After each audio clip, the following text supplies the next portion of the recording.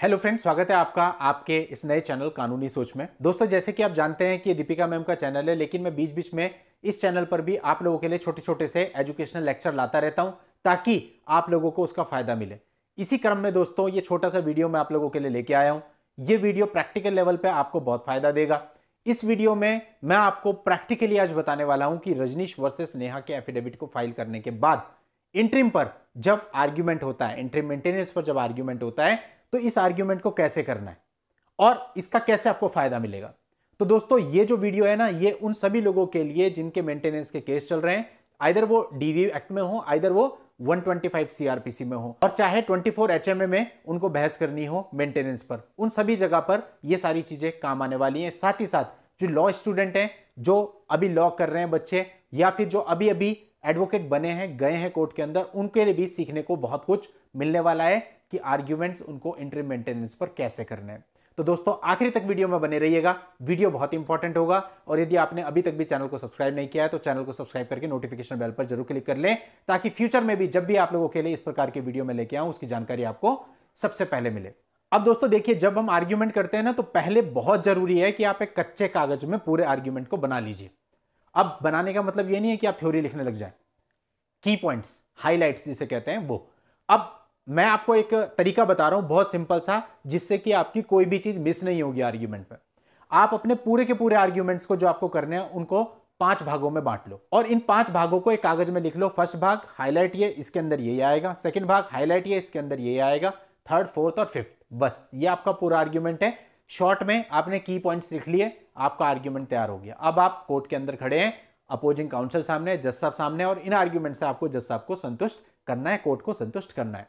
अब दोस्तों इसका जो पहला पार्ट होगा वो होगा आपकी हिस्ट्री, यानी जिसमें आप बताएंगे कोर्ट को, सबसे पहले जो शुरुआत करनी है आपको आर्ग्यूमेंट की वो यहीं से करनी है कि भाई इतनी इतनी तारीख को मेरी शादी हुई थी, शादी सब परिवार की रजामंदी से हुई थी, इस पर्टिकुलर प्लेस पे हुई थी, शादी के इतने समय तक सब कुछ सही रहा, शादी के बाद ये प्रॉब्लम्स आने लगी, और शादी के बाद एक दिन इतनी तारीख को ऐसा ऐसा डिस्प्यूट्स हुआ और मेरी वाइफ इतनी इतनी तारीख को ऐसे ऐसे अपने घर में चली गई।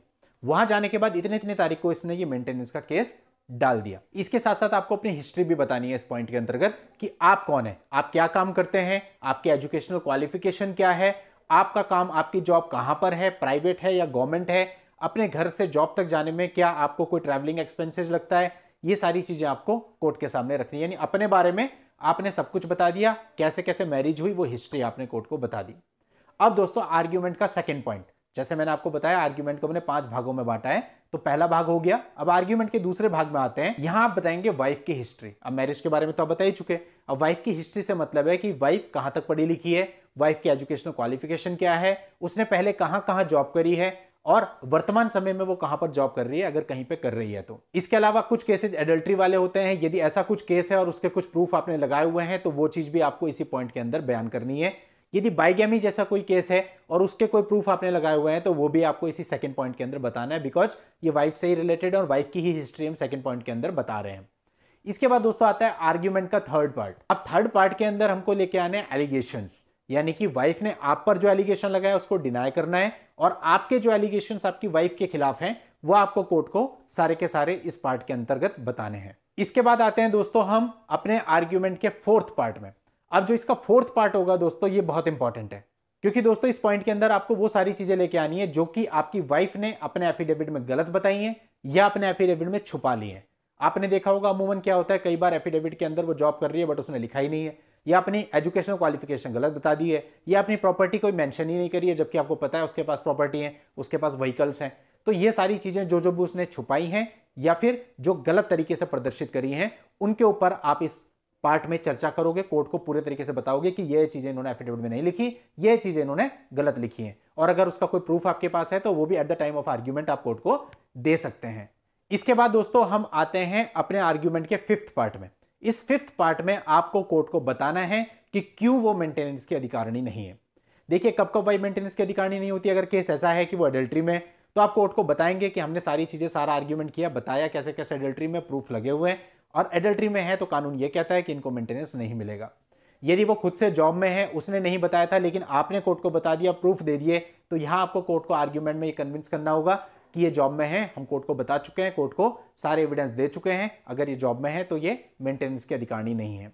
यदि आप इस चीज के सबूत दे चुके हैं कि वो आपका घर छोड़ के बिना किसी रीजन के अपने आप ही गई थी, तो भी आपको कोर्ट को इस पार्ट में कन्विंस करना है कि वो अपने आप ही गई थी। मैंने वीडियो प्रोड्यूस किया या कुछ और चीजें दी हैं जिससे पता चलता है कि वो अपने आप ही गई थी, तो मेंटेनेंस की अधिकारनी नहीं है। और इस पार्ट के अंदर आपको जजमेंट का रेफरेंस भी दे सकते हो। अगर आपके केस से रिलेटेड कोई जजमेंट की कॉपी आपके पास है तो वो भी कोर्ट को देकर के उसका रेफरेंस भी दे सकते हो। तो दोस्तों ये 5 पार्ट हो गए आपके आर्ग्यूमेंट के सबसे मेन। इसके बाद आखिरी पार्ट आता है 6th पार्ट, जो कि है कंक्लूजन।